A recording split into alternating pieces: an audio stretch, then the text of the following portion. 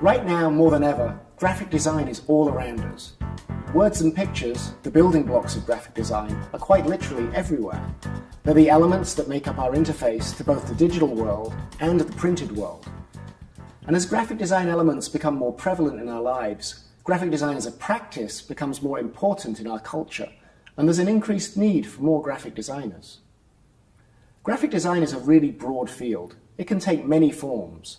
You can be a graphic designer and just make books or logos. You could design web interfaces or t-shirts, chocolate boxes or political posters. But what all of these specialized areas of graphic design have in common is that design is being used to represent a product or an idea or a message and convey that to an audience.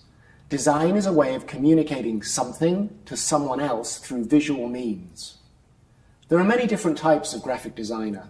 Some are very technical, some very formal. Some have a practice derived by research or concept, and some are driven purely by style or aesthetics. Others by the desire to experiment, but they all deal with controlled communication through text and image. Sometimes designers just use image, illustration, and sometimes they just use text, typography. But mostly designers use a combination of the two, tied together by the use of color and composition. In this course, I'd like to try and reduce this vast and varied practice down to some fundamental skills. These are the building blocks you need to master in order to be able to eventually build something more complex and refined, and they're going to be relevant to pretty much every specialized area of graphic design. We're going to break graphic design down into its basic components: image, type, shape, and color, and then we'll look at composition, where we put all the elements together into a composed piece of graphic design.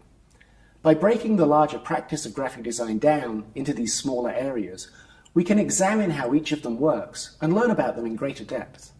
I don't just want you to watch a video of someone talking about design, I want you to make design, to get your hands dirty, to get excited about making. So this fundamentals course is going to be a practical one.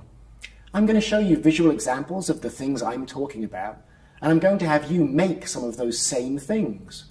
After all, if you want to be a designer, you have to be a visual person. You have to be a maker, either a maker of meaning or a maker of form, or preferably both.